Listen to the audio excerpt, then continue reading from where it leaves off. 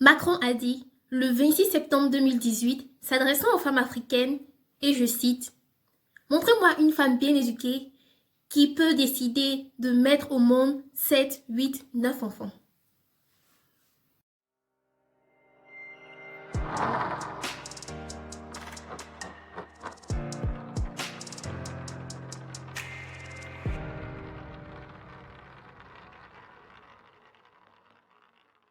Salut les amis, bienvenue dans une nouvelle vidéo. Aujourd'hui nous allons parler des familles nombreuses, essayer de voir si c'est ce facteur-là qui est un frein, vrai frein au développement de l'Afrique, comme vous avez pu le constater dans l'introduction avec la réaction d'Emmanuel Macron. Mais avant tout, je te demanderai de t'abonner à la chaîne et d'activer la cloche de notification pour ne rater aucune nouveauté et de t'assurer que, oui, on y va, on est lancé sur une bonne ligne et voilà. Ok? Good. Quel est le problème en Afrique? D'abord, c'est quoi une famille nombreuse? Une famille nombreuse, c'est une famille constituée de au-delà de la norme. Une famille composée de plus ou moins 6 ou 7 enfants. C'est là qu'on appelle une famille nombreuse. Selon Wikipédia, j'ai essayé de paraphraser pour ne pas lire ça textuellement. Au regard du monde, l'Afrique est constituée de familles nombreuses, de familles de près de 20 personnes, ou etc., etc. Et oui, bon, en Afrique, oui, il y a beaucoup de familles nombreuses. Et ces familles-là, est-ce que c'est ça vraiment le fait que nous soyons en retard? Est-ce que c'est ça vraiment le problème majeur? Moi, je dirais déjà non. Déjà, clairement non, parce que je m'explique. En premier lieu, je connais beaucoup de familles nombreuses où tout va bien, les parents arrivent à gérer correctement leurs enfants et il n'y a pas de problème, les enfants sont bien scolarisés, ils arrivent à manger 3 fois par jour, ils arrivent à avoir tout ce dont ils ont besoin. Je ne dirais pas qu'ils vivent dans le luxe parfait, etc., etc., mais non, ils ont tout ce dont ils ont besoin et ils ont tout ce qu'on demande à un enfant d'avoir. Et je connais plus d'une famille qui vit comme cela. Et en deuxième position, il y a le fait que il y a aussi les familles nombreuses, malheureusement, qui sont en général pauvres, qui souffrent.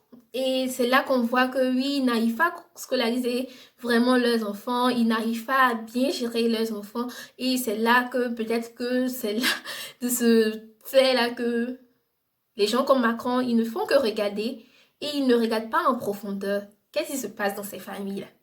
Moi, de mon expérience et de mes remarques, j'ai bien pu remarquer que dans ce genre de famille, le fait c'est quoi? C'est le fait que la mère seule s'occupe des enfants. Je m'explique. La mère est la plupart du temps dans ce genre de famille commerçante et elle gère son commerce et les enfants vont l'aider pour vendre, etc., etc. Et là, pour pouvoir essayer de scolariser d'autres enfants. Et dans cette famille-là, personne ne se demande, mais où il est le père? Mais dans cette famille-là, le père n'est pas là. Où est-ce qu'il est le père? Il y a un père. Je ne dis pas que ce sont des familles où c'est une mère célibataire. Je ne parle pas des familles aux mères célibataires. Je parle des familles, on va dire, complètes. Où est-ce qu'ils sont les pères? Qu'est-ce qu'ils font les pères? Pourquoi est-ce qu'ils ne s'impliquent pas au même titre que la mère pour pouvoir s'occuper des enfants? On ne demande jamais au père la responsabilité. Toujours c'est la femme. Essayez d'analyser, essayez de voir, mais pourquoi est-ce que c'est comme ça? Les pères, ils sont dans la rue en train d'essayer de draguer les filles. Essayez de voir, moi quand je suis rentrée d'Abidjan, j'étais à Yamoussoukro. La première chose qui m'a frappée, c'est le fait que à chaque bout de rue où je vais, il y a un monsieur qui me drague. C'est là que j'analyse et je vois. Je ne comprends pas, ça m'énervait. Et je vois que oui, c'est comme ça que c'est à Abidjan. C'est bizarre à Abidjan. Les gens ne font que draguer, mais tous ceux-là qui draguent, il y a des cas où les filles acceptent. Parce qu'elles aussi, elles ont besoin d'argent et oui, il dit qu'il va la faire sortir de sa galère. Donc, elles acceptent et elles y vont. Mais ces messieurs-là, ils sont pères de famille. Ils ne pensent pas à leurs enfants. Ils ne pensent qu'à se satisfaire eux-mêmes. L'égoïsme des hommes. Ils pensent qu'à vivre eux-mêmes. Je ne dis pas que oui, tous les hommes sont comme ça, non. Mais la plupart du temps, c'est comme cela que c'est. Quand tu arrives à Abidjan, des messieurs dans des grosses voitures, ils se disent, oui, on va juste donner de l'argent à la, à la maison pour nous occuper des enfants. Ouais, parce que eux, comme la société le dit, c'est la femme qui doit s'occuper, qui doit éduquer les enfants. Ah, mais non. Quand un père ne s'implique pas dans une famille, les enfants deviennent autre chose, comme nous on le dit dans nos jargons. Les enfants deviennent autre chose. Les enfants n'arrivent pas à voir que oui, notre éducation, comment est-ce qu'on s'éduque? Puisque c'est maman seule, donc quand papa n'est pas intéressé, les enfants s'éduquent eux-mêmes et tout devient bizarre. Et tout devient, on devient pauvre et les enfants ne sont pas conscients. Parce que les enfants, on dit que oui, l'homme il a l'autorité, l'homme il est comme ça. Mais ça, s'il n'apprend pas aux enfants, eux c'est la maman qui est douce, qui est... Je mets tout ça en griffe parce que ce sont des clichés. Mais où est-ce que la société va? Et c'est ça, c'est le modèle des familles africaines, c'est ça. Famille nombreuse, père démissionnant, draguant d'autres filles dehors, ayant 5 6 maîtresses et disant que oui, j'ai pas assez d'argent. Il peut donner près de 500 000 francs dehors et il va donner 100 000 francs par mois à la maison. Et c'est ce qui fait que on est pauvre. Parce que les parents, les maman et papa ne se mettent pas ensemble pour éduquer les enfants totalement. Et c'est ce qui, je ne dis pas que c'est dans toutes les familles comme ça, non, mais c'est ce qu'on remarque et c'est ce qui est répété, c'est ce qui est régulier, c'est la généralité et c'est ce qui nous met en retard, c'est ce qui nous ralentit. Le fait de dire que non, Macron, lui, il dit que c'est le fait que ce soit les femmes qui mettent au monde les enfants, elles sont pas éduquées. Moi, je ne suis pas du tout d'accord avec lui. Et lui-même, il sait qu'il est stupide quand il parle comme ça. Je ne voulais pas l'insulter dans cette vidéo, mais c'est de la stupidité. Et ça montre il n'est pas instruit correctement. C'est vraiment un enfant quand on le dit. Bon, même si moi, mais bref. Mais donc, ces messieurs-là, essayez de voir pourquoi eux, on ne leur dit pas de venir. Et c'est la femme qu'on pointe du premier coup du doigt. Et non. Bon, puisque c'est la femme qui est la plus vulnérable, ce sont les hommes qui gèrent la société. Et oui, on pointera toujours la femme du doigt. Moi, ça me fait mal parce que c'est méchant. Les messieurs, ils n'y pensent jamais.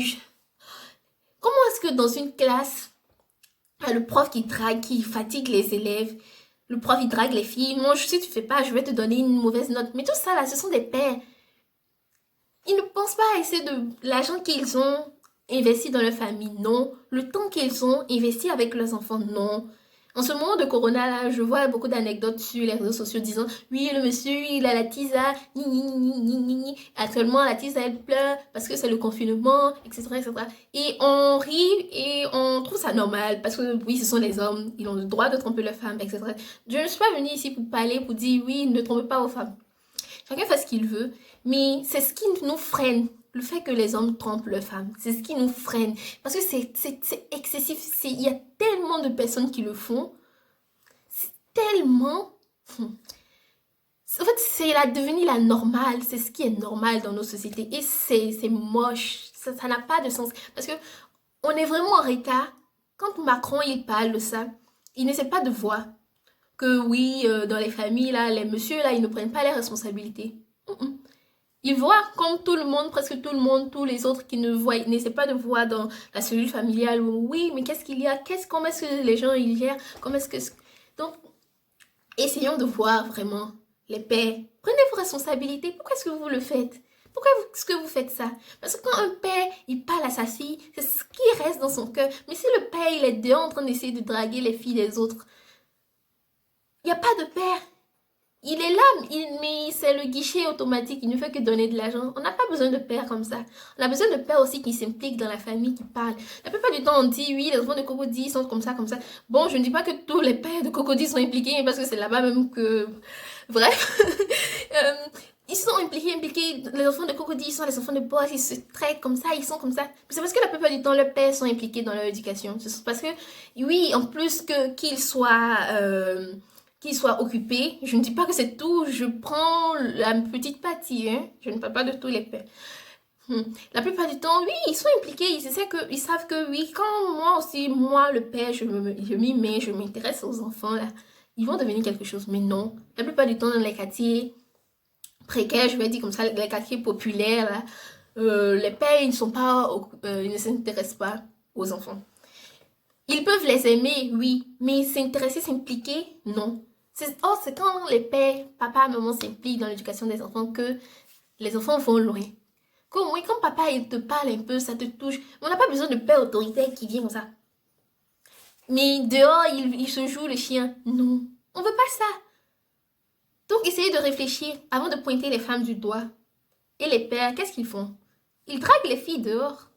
Pensez-y. Moi, ça m'énerve. Parce que la plupart du temps, quand tu arrives à Abidjan, tu te feras forcément draguer par des pères. Pas des jeunes, il n'y a pas de problème. Bon, peut-être ces jeunes-là, même, ils sont pères, mais bref.